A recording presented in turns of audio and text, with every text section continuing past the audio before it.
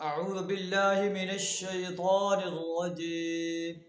بسم الله الرحمن الرحيم.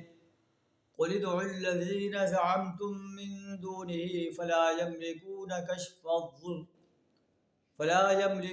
كشف الضر عنكم ولا تحويلا. صدق اللہ العظیم. سورہ بنی اسرائیل آیت نمبر 56 آپ کے سامنے تلاوت کی. اے نبی صلی اللہ علیہ وسلم، ان لوگوں کو کہہ دیجئے جنہیں یہ زعم ہے کہ اللہ کے علاوہ بھی کوئی حاجت روا اور مشکل کشا ہے، نظر و نیاز کا مالک ہے، اللہ کے علاوہ بھی کوئی ایسی ہستی ہے جس کی پرستش کی جائے، جس کی بندگی اور غلامی اختیار کی جائے، جس کی اطاعت کی جائے، تو آپ انہیں کہہ دیجئے انہیں بلا کر دیکھو، کیا تمہاری تکالیف کو دور کر سکتے ہیں، تمہاری حاجات کو پورا کر سکتے ہیں؟ نہیں کر سکتے. وہ نہ تمہاری تکلیف کو دور کر سکتے ہیں، نہ تمہاری اس تکلیف کو بدل سکتے ہیں. یہ تو وہ لوگ ہیں وہ خود اللہ کے حضور قرب تلاش کرنے کا وسیلہ تلاش کر رہے ہیں کہ کون اللہ سے زیادہ قریب ہو جائے.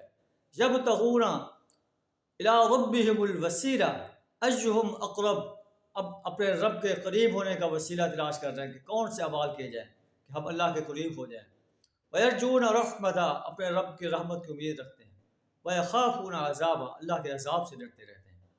یہ خود اللہ کے قریب ہونے کی کوشش میں ہیں، اللہ کی رحمت کے امیدوار ہیں، اس کے عذاب سے ڈر رہے ہیں. تم انہیں پکارتے ہو جو خود جو ہے میرے بندے ہیں، میرے غلام ہیں، میری اطاعت گزار ہیں. ان عذاب ربک کان محذورا.